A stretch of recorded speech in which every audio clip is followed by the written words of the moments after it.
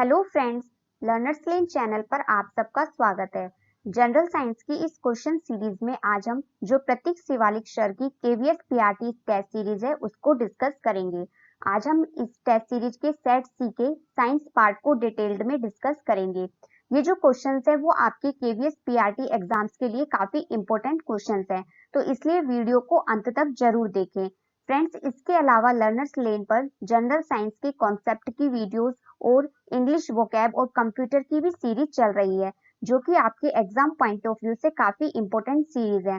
तो यदि आप अभी तक आपने मेरी उन वीडियोस को नहीं देखा है तो उन्हें भी जरूर देखें। उनका लिंक आपको नीचे डिस्क्रिप्शन बॉक्स में मिल जाएगा। और फ्रेंड्स, यदि आपको मेरा कंटेंट पसंद आए तो प्लीज आप वीडियो को लाइक करें और चैनल को सब्सक्राइब करके बेल आइकन जरूर दबाएं, ताकि मैं जब भी कोई नया वीडियो अपलोड करूं तो आपको नोटिफिकेशन मिल जाए। और इसे ज्यादा से ज्यादा दोस्तों के साथ भी शेयर करें। तो चलिए फिर अब हम शुरू करते हैं।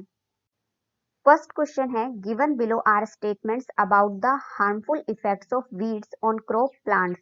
यानी फसल पर खरपतवार के दुष्प्रभाव के बारे में कुछ स्टेटमेंट्स दी गई हैं, जिसमें से हमें करेक्ट स्टेटमेंट्स को पहचानना है। फर्स्ट है, they interfere in harvesting. Second, they help crop plants to grow healthily. Third, they compete with crop plants for water, nutrition, space and light. And fourth, they affect plant growth. तो सबसे पहले हम यह समझते हैं कि weed यानी खरपतवार क्या होता है। तो ये अनडिजायरेबल प्लांट्स होते हैं जो कि गलत प्लेस पर उगाते हैं। मतलब हम जिस चीज की खेती कर रहे होते हैं या जिसकी फसल लगाई होती है, उसके अलावा जो प्लांट्स उगाते हैं उन्हें हम खरपतवार कहते हैं। इसके कुछ एग्जाम्पल हैं, जैसे broadleaf weeds, clover, dandelion, purslane. Grassy weeds जैसे nutsedges, pampas grass, Bermuda grass. अब हम वीड्स के कुछ दुष्प्रभाव देख लेते हैं, जिसमें सबसे पहले है ये हमारी फसल की प्रोडक्टिविटी यानी उसकी उत्पादकता को कम करते हैं, प्लांट ग्रोथ को प्रभावित करते हैं। और जब हम फसल की कटाई करते हैं तो उस समय ये व्यवधान उत्पन्न करते हैं, और जो फसल होती है हमारी उसके लिए आवश्यक वाटर, न्यूट्रिशन, स्पेस और सनलाइट के लिए ये प्रतिस्पर्धा भी करते हैं। कुछ खरपतवार ऐसे भी होते हैं जो मनुष्यों के लिए और एनिमल्स के लिए स्वास्थ्य के लिए हानिकारक होते हैं। कुछ खरपतवार ऐसे भी हैं जिन्हें दुधारू पशु यदि खा लेते हैं तो उनके उनके दूध से एक दुर्गंध आती है, और कई बार कुछ खरपतवार की वजह से मृत्यु या किसी तरीके का विकार भी हो जाता है। इसका एग्जाम्पल है जैसे धतूरा, स्ट्रेमोनियम। और कुछ खरपतवार ऐसे भी हैं जो एलोपैथिक इफेक्ट दर्शाते हैं। इनकी कुछ खरपतवार की प्रजातियों में एल्लोकेमिकल्स होता है, जिसकी टॉक्सिसिटी के कारण ये अंकुरण और क्रॉप्स की वृद्धि में नुकसान पहुंचाते हैं। तो यहाँ पे हम देखते हैं कि अब कौन कौन से स्टेटमेंट सही है। दे इंटरफेयर इन हार्वेस्टिंग, फसल कटाई के समय व्यवधान डालते हैं, ये सही है। They help crop plants to grow healthily, ये स्टेटमेंट गलत है। नेक्स्ट है, they compete with crop plants for water, nutrition, space and light, ये भी सही है। और दे अफेक्ट प्लांट ग्रोथ, ये भी सही है। तो फर्स्ट, थर्ड और फोर्थ सही है। यानी हमारा जो ऑप्शन 1 है, जिसमें फर्स्ट, थर्ड और फोर्थ तीनों है, ये करेक्ट ऑप्शन होगा। नेक्स्ट क्वेश्चन है, the most suitable material for the preparation of handles of cooking utensil is. खाना पकाने के बर्तनों के हत्थे तैयार करने का सबसे उपयुक्त पदार्थ है। Option 1 polythene, option 2 PVC, option 3 nylon, option 4 bakelite. तो जो कुकिंग यूटेंसिल्स होते हैं यानी खाना पकाने के बर्तन होते हैं, उन्हें कॉपर या एल्यूमिनियम से बनाया जाता है, क्योंकि वे गुड कंडक्टर ऑफ हीट होते हैं, ऊष्मा का संवाहक होते हैं। इससे हमारा जो खाना है वो आसानी से पक जाता है। लेकिन इन बर्तनों के जो हत्थे होते हैं वो किसी ऐसे पदार्थ से बने होने चाहिए जो पुअर कंडक्टर ऑफ हीट हो, ताकि जब खाना पक रहा हो तो उस समय हम इस बर्तन को आसानी से पकड़ सके। तो जो बेकेलाइट होता है वो एक थर्मोसेटिंग प्लास्टिक है, जिसका यूज इलेक्ट्रिकल स्विच बनाने में और जो ये बर्तन होते हैं इनके हत्थे बनाने में किया जाता है, क्योंकि bakelite bad conductor of heat है। नेक्स्ट है जो पॉलीथीन है, इसे हम एथीन के पॉलीमराइजेशन से बनाते हैं। यह नॉन बायोडिग्रेडेबल होता है और ये हल्के टाइप का प्लास्टिक होता है, जिसका यूज इंसुलेटिंग और पैकेजिंग में किया जाता है। नेक्स्ट पीवीसी, इसकी फुल फॉर्म भी आपको याद रखनी है, कई बार एग्जाम्स में पूछ लेते हैं। पॉलीविनाइल क्लोराइड, ये एक थर्मोप्लास्टिक है जिसका यूज टॉयज और चप्पल्स बनाने में किया जाता है। नेक्स्ट है नायलॉन, ये फर्स्ट फुली सिंथेटिक फाइबर है, जो कि सिंथेटिक फाइबर्स वो होते हैं जो ह्यूमंस के द्वारा केमिकल प्रोसेस के थ्रू बनाए जाते हैं। जो नायलॉन है उसे कोल, वाटर और एयर के द्वारा बनाया जाता है। नायलॉन का use fishnet, seat belt, parachute, airbag, net, rope, thread, tent, clothing और रेनकोट आदि बनाने में किया जाता है। तो यहाँ पर हमसे बर्तन के हत्थे के बारे में पूछा गया है, तो उसको बनाने में बेकेलाइट का यूज किया जाता है क्योंकि ये बैड कंडक्टर ऑफ हीट होता है। तो इसका करेक्ट आंसर हो गया ऑप्शन 4। नेक्स्ट क्वेश्चन है, which of the following is not a ductile material? Option 1 silver, option 2 copper, option 3 sulphur, option 4 aluminium.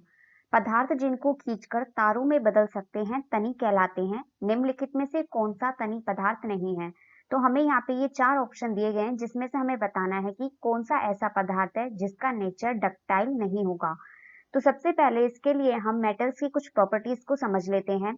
Lustre, metals होते हैं जो उनकी सतह शाइनी होती है, जब उन्हें कट किया जाता है या स्क्रैच किया जाता है तो उनकी हमें एक चमकदार सतह देखने को मिलती है। नेक्स्ट है मैलिएबिलिटी। इसका मतलब है जो मेटल्स होते हैं वो स्ट्रॉन्ग भी होते हैं लेकिन मैलिएबल भी होते हैं, मतलब उन्हें आसानी से मोड़ा जा सकता है और किसी भी शेप में ढाला जा सकता है। नेक्स्ट है डक्टिलिटी। जो मोस्टली मेटल्स होते हैं वो नेचर में डक्टाइल होते हैं, मतलब उनको खींचकर तारों में बदला जा सकता है। नेक्स्ट है conductivity. Metals are excellent conductors of electricity and heat, यानी जो मेटल्स होते हैं वो इलेक्ट्रिसिटी और हीट को कंडक्ट कर सकते हैं, इसीलिए जो मेटल्स होते हैं उनके इलेक्ट्रिक वायर भी बनाए जाते हैं। नेक्स्ट है सोनरस। इसका मतलब है जो मेटल्स होते हैं जब उन्हें हिट किया जाता है तो उन्हें उनसे हमें एक सॉफ्ट साउंड सुनाई देता है। नेक्स्ट है most of the metals are available at solid and hard at room temperature except mercury which is liquid. इसका मतलब है कि जो अधिकांश मेटल्स होते हैं वो रूम टेम्परेचर पर सॉलिड होते हैं, हार्ड होते हैं, सिवाय मर्क्यूरी के। ये रूम टेम्परेचर पर लिक्विड फॉर्म में होता है और मेटल है। नेक्स्ट है metals react with oxygen and forms metallic oxide which are basic in nature. जो मेटल है वो ऑक्सीजन से रिएक्ट करके मेटेलिक ऑक्साइड बनाता है जो कि बेसिक होता है नेचर में। तो अब हमें जो यहाँ पे 4 ऑप्शन दिए गए हैं इसमें से जो मेटल है वो तो डक्टाइल मटेरियल होगा, इसके अलावा जो बचेगा वो नॉन डक्टाइल होगा। तो जो सल्फर होता है वो एक नॉन मेटल होता है, इसलिए ये मैलिएबल नहीं है। तो इसका करेक्ट आंसर होगा ऑप्शन 3। नेक्स्ट क्वेश्चन है, coal is processed in industries to get some useful products, which of the following is not obtained from coal? Option 1 coke, option 2 coal tar, option 3 coal gas, option 4 CNG. इस question में हमसे पूछ रहा है कि उद्योगों में उपयोगी उत्पाद प्राप्त करने के लिए कोयले का प्रक्रमण किया जाता है। निम्नलिखित में से कौन सा उत्पाद कोयले से प्राप्त नहीं होता? मतलब हमें ये जो 4 ऑप्शन दिए गए हैं इसमें से हमें बताना है कि वो कौन सा ऑप्शन है जो कोल को यदि प्रोसेस्ड किया जाए तो उससे बाई प्रोडक्ट के रूप में नहीं मिलेगा। तो जो कोल होता है वो मोस्ट यूजफुल फॉसिल फ्यूल्स होता है, मतलब जीवाश्म ईंधन है। जब इसे इंडस्ट्रीज में प्रोसेस्ड किया जाता है तो इससे हमें बाई प्रोडक्ट के रूप में कोक, तार और कोल गैस मिलता है। सीएनजी इससे प्राप्त नहीं होती है। तो इसका करेक्ट आंसर क्या होगा? Option 4 CNG. जो कोक होता है वो सॉलिड फॉर्म में होता है, कोल तार लिक्विड स्टेट में होता है और कोल गैस गैसियस स्टेट में होता है। नेक्स्ट जो सीएनजी है इसकी फुल फॉर्म होती है कंप्रेस्ड नेचुरल गैस। आपको इसकी फुल फॉर्म भी याद करनी है क्योंकि कई बार एग्जाम्स में डायरेक्ट क्वेश्चन पूछ लेते हैं कि सीएनजी की फुल फॉर्म क्या है। जो सीएनजी होती है वो गैसोलीन और डीजल से ज्यादा सेफ होती है, नॉन टॉक्सिक होती है और जो ग्राउंड वाटर है उसे दूषित भी नहीं करती है। सीएनजी को स्टैंडर्ड एटमॉस्फेरिक प्रेशर पर नेचुरल गैस को कंप्रेस करके बनाया जाता है। नेक्स्ट क्वेश्चन है, on placing an inverted tumbler over a burning candle the flame extinguishes after some time. This is because of non availability of option 1 oxygen, option 2 water vapours, option 3 carbon dioxide and option 4 wax. तो हमसे इस प्रश्न में पूछ रहा है कि एक जलती हुई मोमबत्ती के ऊपर जब आप एक उल्टा टम्बलर रख देते हैं तो कुछ समय पास ये जो लो होती है वो बुझ जाती है। यह किसकी गैर उपलब्धता की वजह से होता है? मतलब किसकी एब्सेंस होती है जिसकी वजह से ये मोमबत्ती बुझ जाती है? तो सबसे पहले हम ये समझते हैं कि किसी चीज को बर्न होने की या जलने के लिए हमें किस किस चीज की आवश्यकता होती है। 3 things are required in proper combination before ignition and combustion can take place: heat, oxygen and fuel. मतलब प्रज्वलन और दहन से पहले हमें उचित संयोजन में, प्रॉपर कॉम्बिनेशन में 3 चीजों की आवश्यकता होती है: हीट की, ऑक्सीजन की, फ्यूल मतलब ईंधन की। तो फ्यूल किस लिए होना चाहिए? मतलब हम जिस चीज को बर्न कर रहे हैं वो होना चाहिए, और इसको जलाने के लिए ऑक्सीजन हेल्पफुल रहती है। तो एयर की प्रेजेंस में जब किसी फ्यूल को जलाया जाता है तो एयर में जो ऑक्सीजन प्रेजेंट होती है वो उसे जलाने में हेल्प करती है। और हीट होनी चाहिए जो कि स्टार्ट कर सके और जो जलने का प्रोसेस है, कंबशन का प्रोसेस है, उसे जारी रख सके। तो हमें कंबशन प्रोसेस के लिए 3 चीजों की जरूरत होगी, हीट की, ऑक्सीजन की और फ्यूल की। तो जब हम एक जलती हुई मोमबत्ती के ऊपर उल्टा टम्बलर रख देते हैं तो इसका जो कांटेक्ट होता है वो एयर से कट जाता है। मतलब अब इसके पास ऑक्सीजन की उपलब्धता नहीं होगी क्योंकि मोमबत्ती जल रही, मोमबत्ती को जलाना है तो फ्यूल तो हमारे पास है और जो इसको जलाने के लिए ऑक्सीजन की आवश्यकता होती है वो हम एयर से लेते हैं। लेकिन जब इसके ऊपर उल्टा टम्बलर रख दिया जाएगा तो एयर से इसका कांटेक्ट कट हो जाएगा, तो एयर से हम ऑक्सीजन नहीं ले पाएंगे। इसलिए ऑक्सीजन की अनुपस्थिति की वजह से जो ये मोमबत्ती है वो बुझ जाएगी। तो इसका करेक्ट आंसर क्या होगा? Option 1 oxygen. जो हमारा एयर होती है उसमें 21% ऑक्सीजन होती है और मोस्टली जो कंबशन का प्रोसेस होता है उसमें अधिकांशतः 16% ऑक्सीजन के कंटेंट की आवश्यकता होती है। तो जब भी कोई फ्यूल जलता है तो इसके लिए जो ऑक्सीजन होती है वो हमारे आसपास की हवा के में जो ऑक्सीजन प्रेजेंट होती है उसके साथ प्रतिक्रिया करता है और दहन प्रक्रिया करता है, जिसमें बाई प्रोडक्ट के रूप में क्या होती है? गैसेस होती हैं। स्मोक्स मतलब धुआं होता है, एम्बर्स मतलब अंगारे होते हैं। तो यहाँ पे इसका करेक्ट आंसर क्या हो जाएगा? ऑक्सीजन। ऑक्सीजन की गैर उपलब्धता की वजह से ये कैंडल बुझ जाएगी। नेक्स्ट क्वेश्चन है the pair that belongs to group prokaryotes is. मतलब हमसे पूछा है कि जो आपको ये 4 ऑप्शन दिए गए हैं इसमें से कौन सा वो पेयर है जो प्रोकैरियोट्स ग्रुप को दर्शाता है। तो ऑप्शन 1 है मॉस एंड स्पंज, ऑप्शन 2 है यीस्ट और अमीबा, ऑप्शन 3 है bacteria and blue green algae and option 4 है पेनिसिलियम एंड स्पाइरोगाइरा। तो सबसे पहले हम जान लेते हैं कि जो एनिमल्स, प्लांट्स, फंगी, एल्गी और प्रोटोजोन्स होते हैं ये सभी यूकेरियोट्स में आते हैं और जो बैक्टीरिया और आर्किया होता है जिसे हम मोनरेंस किंगडम में रखते हैं ये प्रोकैरियोट्स होते हैं। तो हमें यहाँ पे जो जो ऑप्शन दिए गए हैं पहले हम जान लेते हैं कि किस किस किंगडम में आते हैं। तो जो मॉसेस एंड स्पाइरोगाइरा है ये प्लांट किंगडम के अंतर्गत आते हैं, स्पंज है ये एनिमल किंगडम के अंतर्गत आता है, yeast and Penicillium fungi kingdom है और अमीबा है वो प्रोटिस्टा किंगडम में आता है और जो बैक्टीरिया और ब्लू ग्रीन एल्गी है वो मोनरेंस किंगडम में आता है। तो हमसे यहाँ पे प्रोकैरियोट्स के लिए पूछा है तो जो भी मोनरेंस किंगडम में आता होगा वो प्रोकैरियोट्स का एग्जाम्पल होगा। तो यहाँ पे इसका करेक्ट आंसर क्या हो जाएगा? Option 3 bacteria and blue green algae. Next question है animals exhibiting external fertilisation produce a large number of gametes, pick the appropriate reason from the following. तो इस प्रश्न में हमसे पूछ रहा है कि जिन प्राणियों में बाह्य निषेचन होता है उनमें बड़ी संख्या में युग्मक उत्पन्न होते हैं, तो इसका क्या कारण है? ऑप्शन 1 है the animals are small in size and want to produce more offsprings. जो प्राणी है वो छोटे आकार के होते हैं इसलिए बड़ी संख्या में संतति उत्पन्न करना चाहते हैं। नेक्स्ट ऑप्शन 2 है food is available in plenty in water. मतलब पानी में भोजन भरपूर मात्रा में उपलब्ध होता है इसलिए बड़ी संख्या में गैमेट्स का उत्पादन होता है। नेक्स्ट ऑप्शन 3 है to ensure better chance of fertilization, या निषेचन के बेहतर अवसर उपलब्ध हो सके इसलिए लार्ज नंबर में गैमेट्स का प्रोडक्शन होता है। नेक्स्ट ऑप्शन 4 है water promotes production of large number of gametes, या जल बड़ी संख्या में युग्मक बनने को प्रोत्साहित करता है। तो सबसे पहले हम ये समझ लेते हैं कि एक्सटर्नल फर्टिलाइजेशन क्या होता है। तो जो किसी भी ऑर्गेनिज्म की बॉडी के बाहर जो फर्टिलाइजेशन होता है उसे हम बोलते हैं एक्सटर्नल फर्टिलाइजेशन। और एक्सटर्नल फर्टिलाइजेशन को शुरू करने के लिए वाटर बॉडी की आवश्यकता होती है क्योंकि जो ये स्पर्म होते हैं वो लैंड पर मर जाते हैं।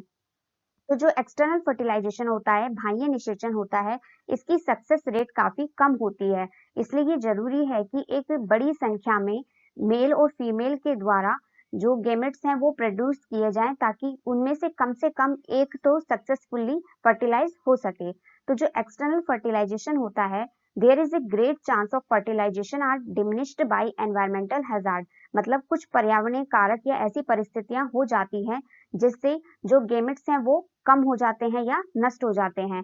तो यदि ज्यादा नंबर में जो गेमेट्स हो प्रेजेंट होंगे तो उसमें से कम एक परिस्थिति तो ऐसी बनेगी जब एग्स और स्पर्म्स आपस में मिलेंगे और उस पर्यावरणीय परिस्थिति के अंदर भी स्टेबल होंगे और अपनी लाइफ के लिए सरवाइव कर पाएंगे। तो इसलिए इसका क्या कारण हो सकता है, निषेचन के बेहतर अवसर हो सके। तो इसका करेक्ट आंसर होगा to ensure better chance of fertilisation, option 3।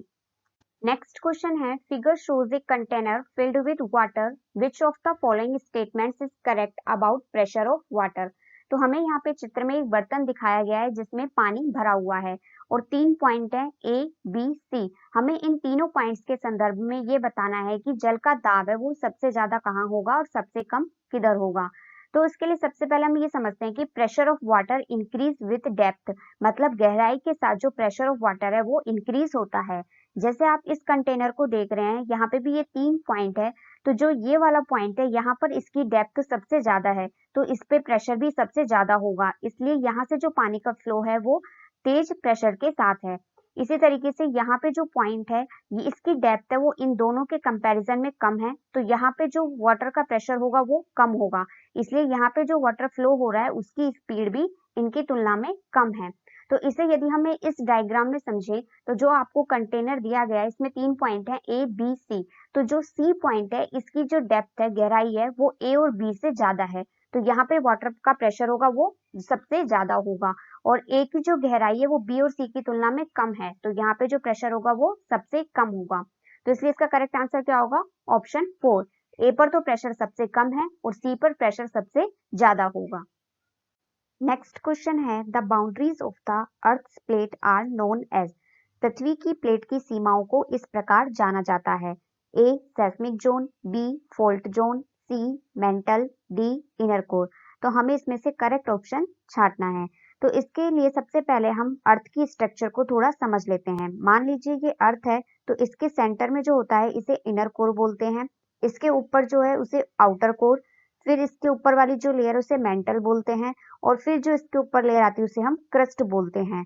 The outermost layer of the earth is called as crust. तो जो ये क्रस्ट है वो हमारी पृथ्वी की आउटर मोस्ट लेयर है, और it is not in one piece, ये एक पीस में नहीं होती है बल्कि फ्रेगमेंट के रूप में यानी खंडों के रूप में होती है, और प्रत्येक खंड को हम प्लेट बोलते हैं। और ये जो प्लेट्स होती हैं वो लगातार मोशन में यानी गति में रहती है, और जब ये प्लेट्स एक दूसरे से टकराती है तो ये पृथ्वी की सतह पर भूकंप आने का कारण बनती है। तो हमारी पृथ्वी की सतह पर ऐसे कमजोर क्षेत्र जहां पर ये भूकंप आते हैं या भूकंप के झटके महसूस होते हैं, उन्हें हम सेस्मिक जोन या फोल्ड जोन कहते हैं। तो हमसे यहाँ पे पृथ्वी की प्लेट की सीमाओं को इस प्रकार जाना जाता है, इसी के बारे में पूछा है, क्योंकि जो मेंटल और इनर कोर है ये तो पृथ्वी के स्ट्रक्चर के अंदर के पार्ट हो गए, लेकिन जो पृथ्वी की बाउंड्रीज पर है वहां पे सेस्मिक जोन और फोल्ड जोन होता है। तो इसका करेक्ट आंसर होगा ऑप्शन 1, ए एंड बी। इसके अलावा जो सेस्मिक जोन होता है वो भूकंपीय संभावित क्षेत्र होते हैं, यहाँ पे जो पृथ्वी की प्लेट्स की सीमाएं स्थित होती हैं। और जबकि जो फोल्ट होता है वो ये फ्रैक्चर होता है किन्हीं दो ब्लॉक्स के बीच में, रॉक्स के बीच में। तो जैसे यहाँ पे ये जो दो रॉक हैं इनके बीच में यहाँ पे जो ये दरार आ गया है इसे हम बोलते हैं फोल्ट। तो जो ये फोल्ड्स होते हैं इनकी मूवमेंट बहुत तेज गति से भी हो सकती है और धीरे भी हो सकती है। इसके अलावा हमने देख लिया जो मेंटल है वो क्रस्ट और आउटर कोर के बीच की लेयर है, और इनर कोर पृथ्वी के सेंटर में होती है। नेक्स्ट क्वेश्चन है, the change in season on the earth occurs because. जो पृथ्वी पर ऋतुएं बदलती हैं इसका क्या कारण है। ऑप्शन 1 है, the distance between the earth and the sun is not constant. पृथ्वी और सूर्य के बीच की दूरी नियत नहीं है।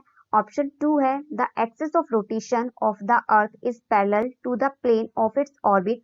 पृथ्वी का घूर्णन अक्ष इसकी कक्षा के तल के समांतर है। ऑप्शन 3 है, the axis of rotation of the earth is perpendicular to the plane of its orbit. पृथ्वी का घूर्णन अक्ष इसकी कक्षा के तल के लंबवत है। एंड ऑप्शन 4 है, the axis of rotation of the earth is tilted with respect to the plane of its orbit. मतलब पृथ्वी का घूर्णन अक्ष इसकी कक्षा के तल के सापेक्ष झुका हुआ है। तो जो हमारी पृथ्वी है इसका घूर्णन अक्ष इसकी कक्षा के तल के सापेक्ष झुका हुआ है, और ये 23.45 डिग्री से झुका हुआ है। तो आपको इस एंगल को भी याद रखना है। क्वेश्चन में कई बार डायरेक्ट पूछ लेते हैं कि पृथ्वी का जो अक्ष है वो कितने डिग्री एंगल से झुका हुआ है, तो उसका आंसर होगा 23.45 डिग्री एंगल पे। इसी कारण से जो पृथ्वी पर ऋतुएं बदलती रहती हैं, क्योंकि जो पूरे साल में जो पृथ्वी का डिफरेंट डिफरेंट हिस्सा सूरज से डायरेक्ट रेज आती हैं उनको रिसीव करता है, जैसे मान लीजिए यदि नॉर्थ पोल सूरज की तरफ है तो नॉर्थर्न हेमिस्फेयर में गर्मी का सीजन होगा, और यदि साउथ पोल सूरज की तरफ है तो नॉर्थर्न हेमिस्फेयर में विंटर का सीजन होगा। तो इसका करेक्ट आंसर क्या होगा? Option 4, the axis of rotation of the earth is tilted with respect to the plane of its orbit. Next question है, which of the following are physical changes? First, melting of iron metal, second, rusting of iron, third, bending of an iron rod, fourth, drawing a wire of iron metal. तो हमसे इसमें पूछा है कि जो ये आपको ऑप्शन दिए गए हैं इसमें से किस ऑप्शन में फिजिकल चेंजेस यानी भौतिक परिवर्तन हो रहा है। तो इससे पहले हम ये समझ लेते हैं कि फिजिकल चेंजेस होता क्या है। A physical change involves a change in physical properties without affecting its chemical nature. The identity of the substance stays the same and no new substance is formed. मतलब जब भी फिजिकल चेंज हो रहा होगा तो उसकी केवल फिजिकल प्रॉपर्टीज में चेंज होगा, केमिकल कंपोजिशन या केमिकल नेचर में कोई चेंज नहीं होगा, और जो सब्सटेंस है उसकी पहचान बनी रहेगी, कोई भी नया सब्सटेंस भी नहीं बनेगा। जबकि यदि केमिकल चेंज हो रहा होता है तो उसकी केमिकल प्रॉपर्टी चेंज हो जाती है, सब्सटेंस के जो कंपोजिशन है यानी संघटक होते हैं वे भी चेंज हो जाते हैं और एक नया सब्सटेंस ही बनता है। तो जो हमें ऑप्शंस दिए गए हैं, लोह धातु का पिघलना, मतलब यदि आप लोह धातु को पिघलाते हैं तो तब भी वो लोहा धातु ही रहेगी, और एक लोह छड़ को मोड़ना, यदि आप लोह छड़ को मोड़ते हैं तो तब भी वो लोह की छड़ ही रहेगी। लोह धातु का तार खींचना, यदि आप लोह धातु से खींचकर तार बनाते हैं तो तब भी वो लोह धातु ही रहेगा। मतलब जो उसकी मेन आइडेंटिटी है उसमें कोई चेंज नहीं होगा और कोई भी नया सब्सटेंस नहीं बन रहा है। तो ये तीनों तो फिजिकल चेंज को दर्शाते हैं। लेकिन लोहों में जंग लगना, मतलब रस्टिंग ऑफ आयरन, इसमें एक नया सब्सटेंस ही बनता है। ये एक फिजिकल चेंज ना होकर केमिकल चेंज होता है, क्योंकि जब लोहों में जंग लगता है तो उसकी रिएक्शन कुछ इस तरीके से होती है, iron plus water plus oxygen, तो ये आपस में रिएक्ट करके हाइड्रेटेड आयरन ऑक्साइड बनाते हैं। तो एक नया ही सब्सटेंस यहाँ पे फॉर्म हो गया है, तो ये एक केमिकल चेंज है। तो हमसे यहाँ पे फिजिकल चेंज के बारे में पूछा है, तो फर्स्ट, थर्ड और फोर्थ ये फिजिकल चेंज को दर्शाते हैं। तो यहाँ पे फर्स्ट, थर्ड और फोर्थ ऑप्शन 3 में है, तो हमारा करेक्ट आंसर हो जाएगा ऑप्शन 3। नेक्स्ट क्वेश्चन है, in the Thomson's model of atom which of the following statements are correct? मतलब थॉमसन के परमाणु मॉडल के अनुसार आपको ये बताना है कि इन चारों स्टेटमेंट्स में कौन सा सही है। फर्स्ट है, the mass of the atom is assumed to be uniformly distributed over the atom. यह परमाणु में परमाणु द्रव्यमान को समान रूप से वितरित मानता है। सेकंड है, the positive charge is assumed to be uniformly distributed over the atom. परमाणु में धनावेश समान रूप से वितरित माना गया है। थर्ड है, the electrons are uniformly distributed in the positively charged sphere. धनावेशित गोले में इलेक्ट्रॉन का वितरण समान रूप से होता है। एंड फोर्थ है, the electrons attract each other to stabilize the atom. परमाणु के स्थायित्व के लिए इलेक्ट्रॉन परस्पर एक दूसरे को आकर्षित करते हैं। तो इस प्रश्न का जवाब देने से पहले हम ये समझ लेते हैं कि थॉमसन का परमाणु मॉडल क्या था। According to J.J. Thomson, the structure of an atom can be compared to Christmas pudding. तो जो J.J. थॉमसन था उन्होंने अपने जो एटम का मॉडल दिया उसमें एटम की स्ट्रक्चर को उन्होंने क्रिसमस पुडिंग से कंपेयर किया। उन्होंने कहा कि एक पॉजिटिवली चार्ज स्फीयर होता है और इसमें इलेक्ट्रॉन्स ऐसे ही होते हैं जैसे क्रिसमस पुडिंग में ड्राई फ्रूट्स होते हैं। तो इस मॉडल की जो प्रमुख बातें थी वो ऐसे थी कि the electrons are uniformly distributed in the positively charge sphere, मतलब एक धनात्मक आवेश का गोला है, पॉजिटिवली चार्ज स्फीयर है जिसमें इलेक्ट्रॉन्स यूनिफॉर्मली डिस्ट्रीब्यूटेड हैं, मतलब एक समान रूप से वितरित हैं। नेक्स्ट उन्होंने कहा कि an atom is neutral because the positive and negative charge are equal in proportion. मतलब जो एटम है वो उदासीन होता है, न्यूट्रल होता है, क्योंकि जो धनात्मक और ऋणात्मक चार्ज होता है वो समान अनुपात में होते हैं। नेक्स्ट उन्होंने कहा, the mass of an atom is assumed to be uniformly distributed over the atom. जो परमाणु का द्रव्यमान है वो भी समान रूप से वितरित मानता है, यानी यूनिफॉर्मली डिस्ट्रीब्यूटेड माना गया। तो यहाँ पे जो ऑप्शन फर्स्ट, सेकंड और थर्ड है ये तीनों स्टेटमेंट ही करेक्ट है। लेकिन जो थॉमसन थे उन्होंने इलेक्ट्रॉन परस्पर एक दूसरे को आकर्षित करते हैं इस बारे में कोई बात नहीं की थी, तो ये वाला ऑप्शन गलत हो जाएगा। तो हमारा यहाँ करेक्ट आंसर हो जाएगा option 1, first, second and third. Next question है which cell organelle plays a crucial role in detoxifying many poisons and drugs in a cell. मतलब कौन सा कोशिका अंगक कोशिका के अंदर विषैले पदार्थ एवं औषधि को आविष रहित करने में मुख्य भूमिका निभाता है। Option 1 Golgi apparatus, option 2 lysosomes, option 3 smooth endoplasmic reticulum, option 4 vacuoles. तो हम इन चारों के ही फंक्शंस के बारे में अभी पढ़ेंगे। सबसे पहले है द स्मूथ एंडोप्लाज्मिक रेटिकुलम, जिसे हम शॉर्ट में SER भी कहते हैं। यह फैटी एसिड और लिपिड जैसे झिल्ली घटकों के संश्लेषण में शामिल होता है। इसमें ऐसे एंजाइम होते हैं जो ड्रग्स, पॉइजन और अल्कोहल जैसे रसायनों को डिटॉक्स करने में मदद करता है। तो हमसे प्रश्न में इसी के बारे में पूछा गया है। तो इस प्रश्न का तो करेक्ट आंसर होगा ऑप्शन 3 स्मूथ एंडोप्लाज्मिक रेटिकुलम। इसके अलावा जो 3 ऑप्शन और दिए गए हैं गोल्गी एप्रेटस, लाइसोसोम्स और वैक्यूल्स, इनके फंक्शंस के बारे में भी हम समझ लेते हैं। जो गोल्गी एप्रेटस होता है ये सरल अणुओं को जोड़कर जटिल अणुओं में बनाता है। ये simple molecules and combines them to make complex molecule. Next जो गोल्गी एप्रेटस होता है ये प्रसव के दौरान जो टारगेटेड डेस्टिनेशन यानी लक्षित गंतव्य होते हैं वहां पे प्रोटीन और लिपिड्स के लिए ट्रांसपोर्टिंग यानी परिवहन, मॉडिफाइंग यानी संशोधित और पैकेजिंग का कार्य करता है। नेक्स्ट है lysosome. A lysosome is a membrane bound cell organelle that contains digestive enzymes. मतलब जो लाइसोसोम है वो एक झिल्ली बाध्य कोशिका अंग है जिसमें पाचन एंजाइम होते हैं। जो लाइसोसोम्स होते हैं ये विभिन्न कोशिका प्रक्रियाओं से जुड़े हुए होते हैं। दे ब्रेक डाउन एक्सेस और वर्न आउट सेल पार्ट्स। ये जो हमारे पास अतिरिक्त या खराब हो चुके हुए सेल भाग होते हैं ये उन्हें तोड़ देते हैं। And they may be use to destroy invading viruses and bacteria. और ये वायरस और बैक्टीरिया को नष्ट करने के लिए भी यूज किए जा सकते हैं। नेक्स्ट है vacuole. Vacuole is space within a cell that is line with a membrane and filled with fluid. मतलब जो वैक्यूल होता है वो कोशिका के भीतर का एक ऐसा स्थान होता है जो कि झिल्ली के साथ तो पंक्तिबद्ध होता है और इसमें एक फ्लूइड यानी द्रव भरा हुआ होता है। Specially in protozoa vacuoles are cytoplasmic organs. Specially protozoa में जो वैक्यूल्स होते हैं वो साइटोप्लाज्मिक ऑर्गन्स होते हैं और इनका जो फंक्शन होता है वो होता है स्टोरेज यानी भंडारण का, इंजेक्शन मतलब अंतर्ग्रहण का, डाइजेशन पाचन का, एक्सक्रिएशन उत्सर्जन का and expulsion of excess water और जो अतिरिक्त पानी के निष्कासन जैसा कार्य है वो इनके द्वारा किया जाता है। Vacuole is the largest organelle of plant cell. Vacuole also contains food and wastage into it. Osmotic pressure and turgidity is maintained by vacuoles. तो यहाँ पे अब इसका करेक्ट आंसर क्या हो जाएगा smooth endoplasmic reticulum, option 3। Next question है a body is thrown vertically upward with velocity u, the greatest height h to which it will rise is. एक पिंड u वेग से ऊर्ध्वाधर ऊपर की तरफ फेंका जाता है तो इसके ऊपर उठने की अधिकतम ऊंचाई h होगी। तो इस प्रश्न में ये ऐसे पूछ रहा है कि यहाँ से किसी पिंड को u वेग से ऊर्ध्वाधर ऊपर की तरफ फेंका गया तो वो अपनी मैक्सिमम हाइट h तक पहुंचकर वापस नीचे की तरफ गिरता है। तो ये अब इसकी जो मैक्सिमम हाइट h है इसकी वैल्यू हमें कैलकुलेट करनी है।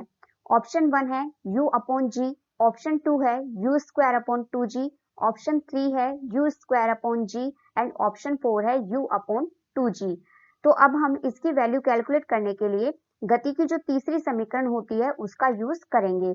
वो होती है v स्क्वायर बराबर u स्क्वायर प्लस 2as।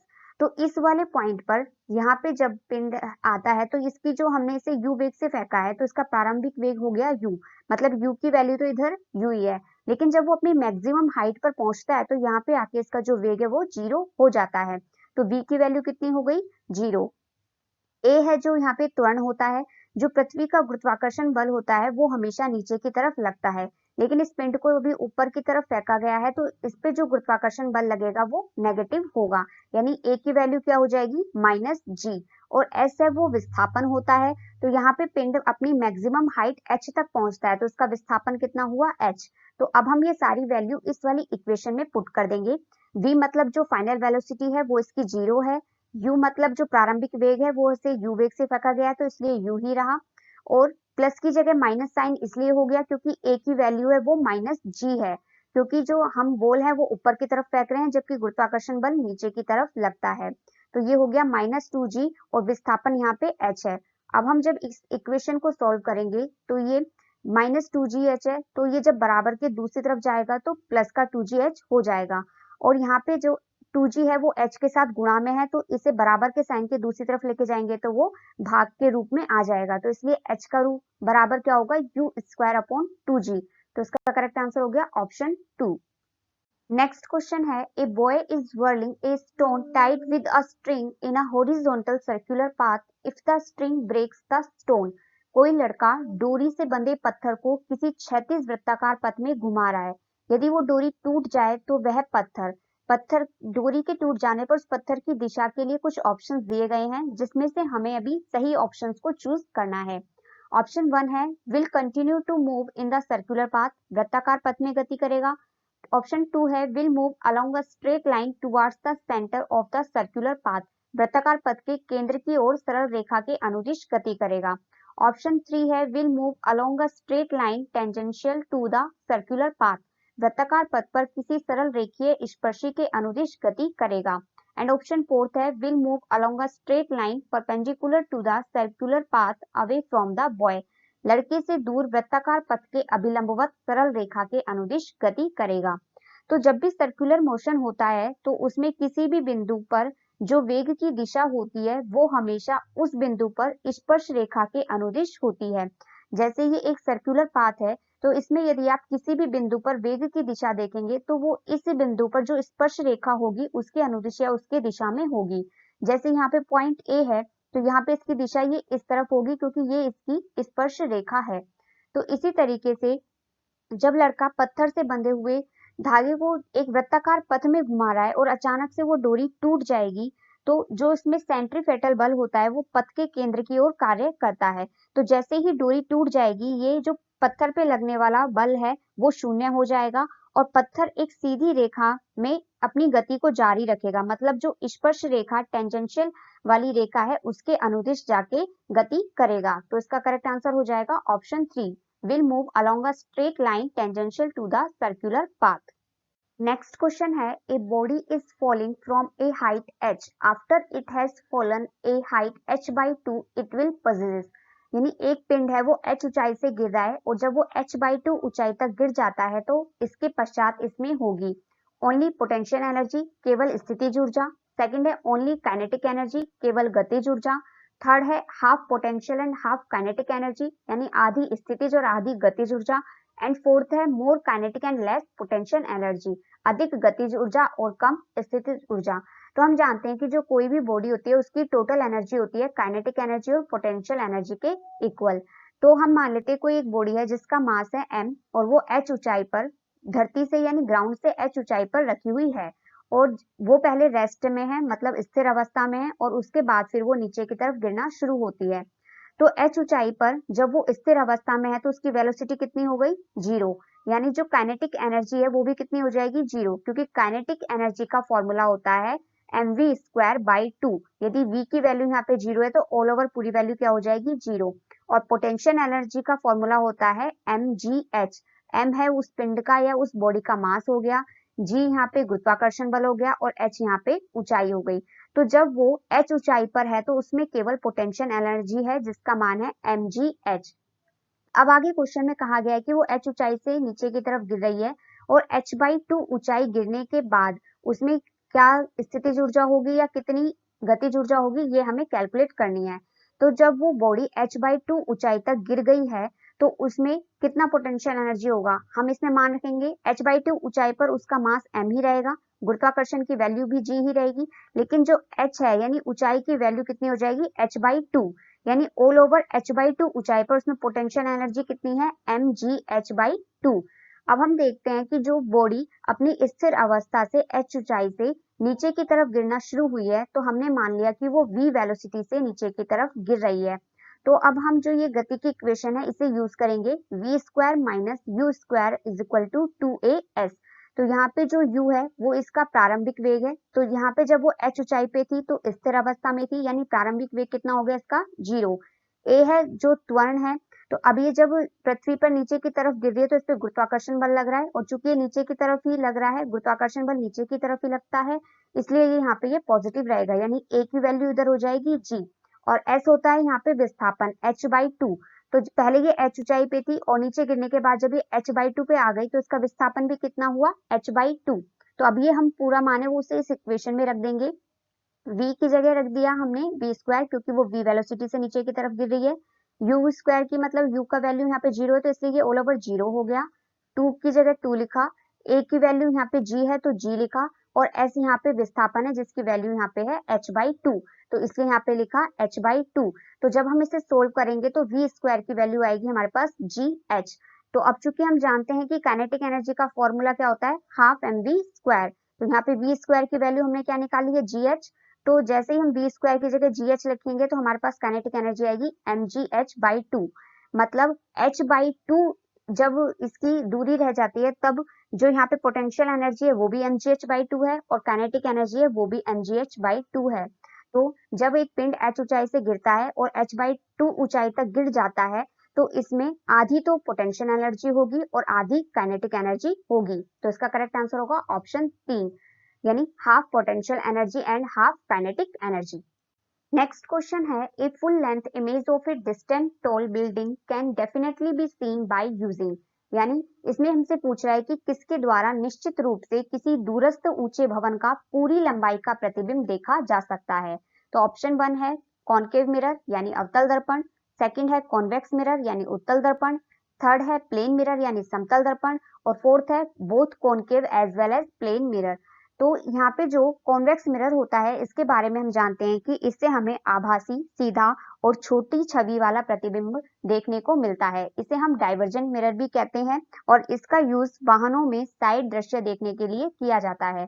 तो कॉन्वेक्स मिरर है वो इस तरीके का होता है, यहाँ पे एक ऑब्जेक्ट है जो कि हमें एक ऊंची भवन की बिल्डिंग दी गई है, तो इसका प्रतिबिंब कुछ इस तरीके से यहाँ पे बनेगा जो कि आभासी होगा, सीधा होगा और छोटा होगा। तो जो कॉन्वेक्स मिरर है इसके द्वारा हम निश्चित रूप से दूरस्थ ऊंचे भवन का पूरी लंबाई का प्रतिबिंब देख सकते हैं। तो इसका करेक्ट आंसर होगा ऑप्शन 2। नेक्स्ट क्वेश्चन है, electrical resistivity of a given metallic wire depends upon, किसी दिए गए धातु के तार की विद्युत प्रतिरोधकता निर्भर करती है। ऑप्शन 1 इट्स लेंथ, तार की लंबाई पर, ऑप्शन 2 इट्स थिकनेस, तार की मोटाई पर, ऑप्शन 3 इट्स शेप, तार की आकृति पर, and option 4 nature of the material, तार के पदार्थ की प्रकृति पर।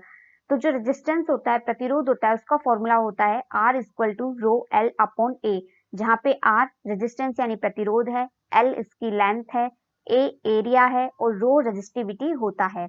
रो एक आनुपातिक स्थिरांक होता है जिसे हम प्रतिरोधकता या स्पेसिफिक रेजिस्टेंस मतलब विशिष्ट प्रतिरोध के रूप में जानते हैं।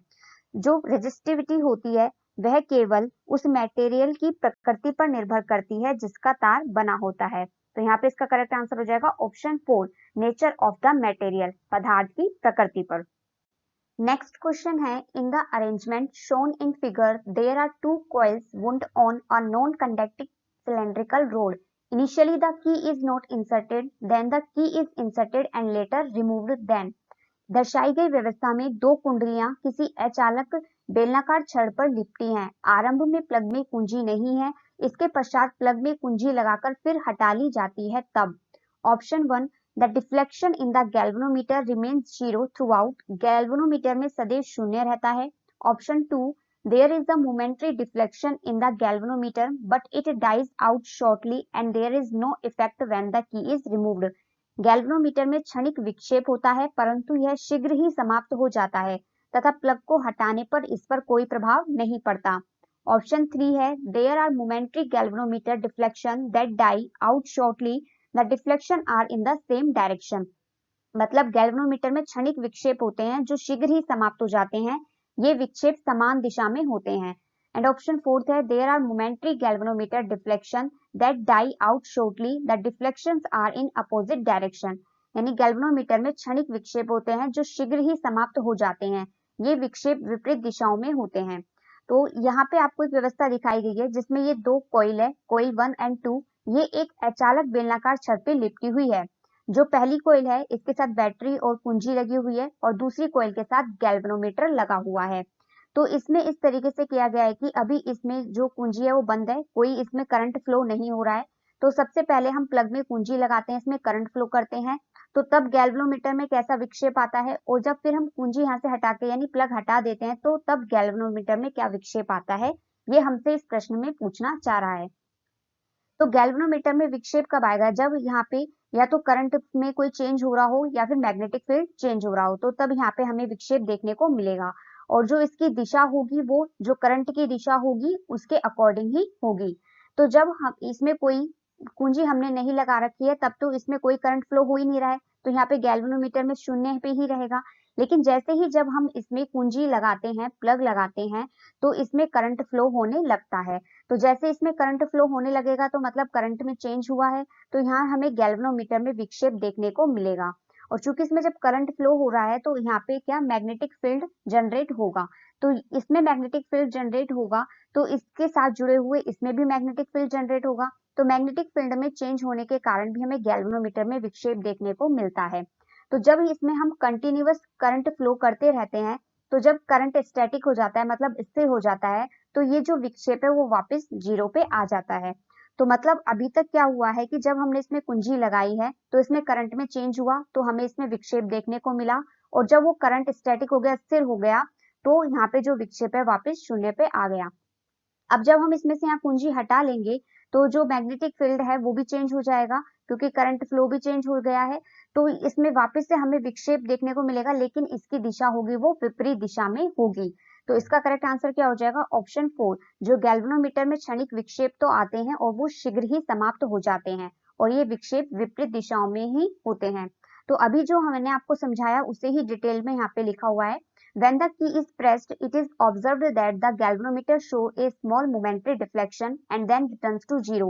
When the key is released, the galvanometer again shows a small momentary deflection but in opposite direction and then returns to zero. मतलब जब हम कुंजी को ऑन कर रहे हैं तो गैल्वेनोमीटर में क्षणिक विक्षेप आ रहा है और फिर शून्य पर लौट रहा है, और जब कुंजी को बंद किया जाता है तो गैल्वेनोमीटर में फिर से क्षणिक विक्षेप आता है और ये विपरीत दिशा में होता है और फिर से शून्य पर लौट आता है। We can see that the current in the first coil changes, the magnetic field associated with it also changes. मतलब जब हम कुंजी को ऑन कर रहे हैं तो यहाँ पे जो करंट फ्लो हो रहा है वो चेंज हो रहा है, तो इससे जुड़ा जो चुंबकीय क्षेत्र है वो भी चेंज होगा। तो इसलिए इसके साथ जो जुड़ी हुई दूसरी कॉइल है उसमें भी जो चुंबकीय क्षेत्र है उसकी रेखाएं बदल जाएंगी। इसी वजह से जो गैल्वेनोमीटर में क्षणिक विक्षेप आएगा जो जल्द ही समाप्त हो जाएगा। तो अभी इसका करेक्ट आंसर क्या होगा, ऑप्शन 4। Next question है single circulation, that is blood flows through the heart only once during one cycle of passes through the body is exhibited by। मतलब एकल परिसंचरण अर्थात शरीर में होकर एक चक्र के दौरान रुधिर का हृदय में होकर केवल एक बार प्रवाहित होना निम्नलिखित में से किन में पाया जाता है। ऑप्शन 1 है लैबियो कैमलियन सैलामेंडर, ऑप्शन 2 है हिप्पोकैम्पस एक्सोसिट्स एनाबेस, ऑप्शन 3 है हाइला राना डेक्रो, एंड ऑप्शन 4 है व्हेल डॉल्फिन कछुआ। तो सबसे पहले हम ये समझते हैं कि सिंगल सर्कुलेशन और डबल सर्कुलेशन ब्लड फ्लोज क्या होता है। तो जो एकल परिसंचरण तंत्र होता है इसमें रक्त शरीर के माध्यम से पारित होने के एक चक्र के दौरान हृदय से केवल एक बार गुजरता है। तो इस प्रकार का जो परिसंचरण तंत्र होता है वो फिशेज में पाया जाता है। फिशेस के पास 2 चैम्बर यानी 2 कक्षीय हृदय होता है, जिसमें एक आलिंद होता है एक निलय होता है। तो इसमें जो ब्लड का फ्लो होता है वो केवल एक ही डायरेक्शन में होता है। लेकिन जो दोहरा परिसंचरण तंत्र होता है डबल सर्कुलेशन ब्लड फ्लोज होता है, इसमें जो रक्त होता है वो शरीर के माध्यम से पारित होने के चक्र में 2 बार हृदय से गुजरता है। तो इस तरीके का जो परिसंचरण तंत्र है वो मैमल्स यानी स्तनधारी जीवियों में पाया जाता है। तो जो हिप्पोकैम्पस एक्सोसिट्स और एनाबेस है ये फिशेस के प्रकार हैं। तो इस हमारा यहाँ पे करेक्ट आंसर हो जाएगा ऑप्शन 2।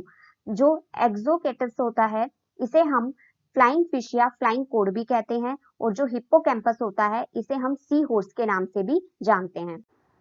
थैंक यू फ्रेंड्स, यदि आपको मेरा कंटेंट पसंद आ रहा है तो प्लीज आप वीडियो को लाइक करें, चैनल को सब्सक्राइब करें और वीडियो को अपने दोस्तों के साथ शेयर करें। इससे मुझे मोटिवेशन मिलता है और मैं आपके लिए इसी तरीके का क्वालिटी कंटेंट लाती रहूंगी। Thank you friends.